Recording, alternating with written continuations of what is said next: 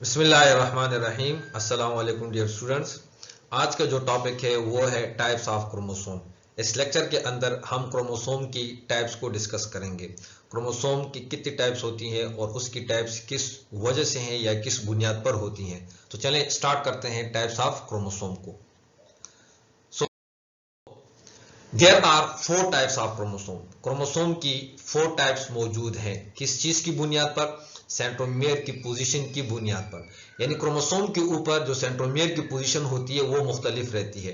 अगर क्रोमोसोम के ऊपर जो सेंट्रोमियर है वो बिल्कुल सेंटर में मौजूद हो उसको कहते हैं मेटासेंट्रिक क्रोमोसोम।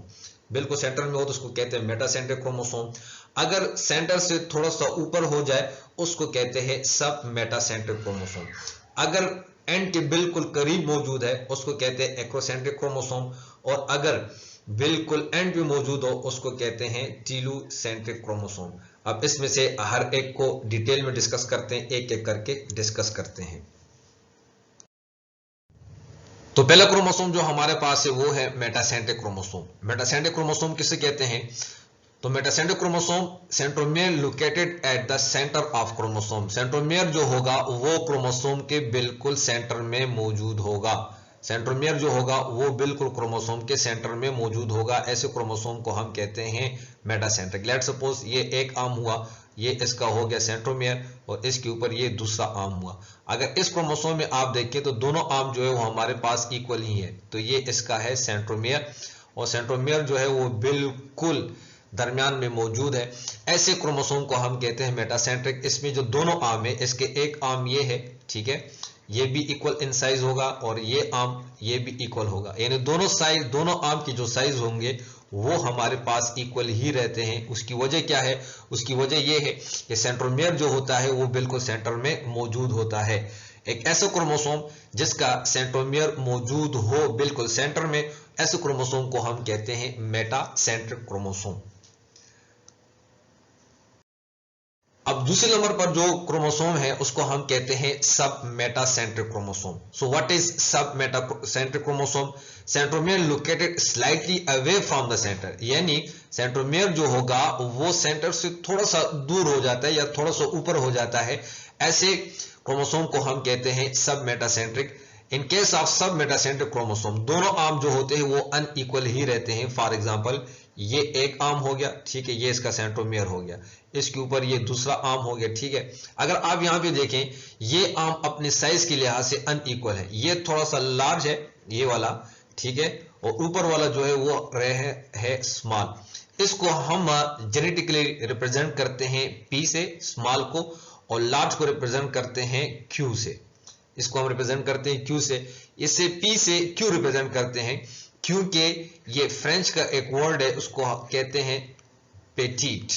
पेटीट जो है ये एक फ्रेंच वर्ड है और फ्रेंच वर्ड के अंदर पेटीट कहा जाता है स्मॉल को। इस वजह से इसको नाम दिया गया पी। और क्यू से इसको क्यों रिप्रेजेंट किया जाता है? अल्फाबेट्स के अंदर पी के बाद जो है वो क्यू आता है, इस बुनियाद पर इसको ये दिया गया, ये सिंबल दिया गया और ये रिप्रेजेंट करता है किसको? लार्ज आर्म को। इन केस ऑफ सब मेटासेंट्रिक क्रोमोसोम दोनों आर्म जो होते हैं वो अनइक्वल साइज में होते हैं। एक आर्म जो होता है वो स्मॉल होता है और एक आर्म जो होता है वो लार्ज होता है। लेकिन अगर मेटासेंट्रिक क्रोमोसोम को देखें तो उसमें दोनों आर्म क्या थे? वो इक्वल थे। अब तीसरे नंबर पर जो क्रोमोसोम है उसको कहा जाता है acrocentric chromosome. What is acrocentric chromosome? Acrocentric chromosome क्या है? Centromere located near the end of chromosome. यानी सेंट्रोमियर जो होगा वो क्रोमोसोम के एंड के करीब होता है, यानी एंड पर नहीं होता, थोड़ा सा उसके करीब होगा। फॉर एग्जांपल ये हो गया एक आर्म इसका और ये हो गया सेंट्रोमियर और ये उसका दूसरा आर्म जो बिल्कुल स्मॉल है, ठीक है, तो ये इसका है centromere.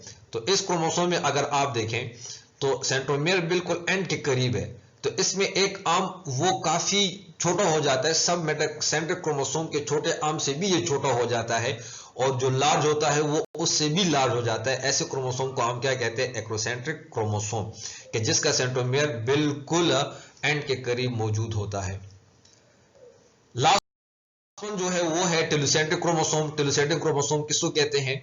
Telocentric chromosome centromere located at the end of chromosome. यानी सेंट्रोमियर जो होगा वो क्रोमोसोम के बिल्कुल एंड पे मौजूद होगा। ये आपके पास क्रोमोसोम और ये इसका सेंट्रोमियर, इसका दूसरा आर्म नहीं होता। इस बुनियाद पर इसको हम क्या कहते हैं, टेलोसेंट्रिक, यानी इसका जो सेंट्रोमियर होता है वो बिल्कुल एंड पे मौजूद होता है। टेलो मीन्स टेलर, तो यानी सेंट्रोमियर जो होगा वो लोकेटेड होगा बिल्कुल एंड ऑफ द क्रोमोसोम। ऐसे क्रोमोसोम को कहा जाता है टेलोसेंट्रिक क्रोमोसोम। ऐसे क्रोमोसोम को कहा जाता है टेलोसेंट्रिक क्रोमोसोम। ये इसका सेंट्रोमियर हो गया।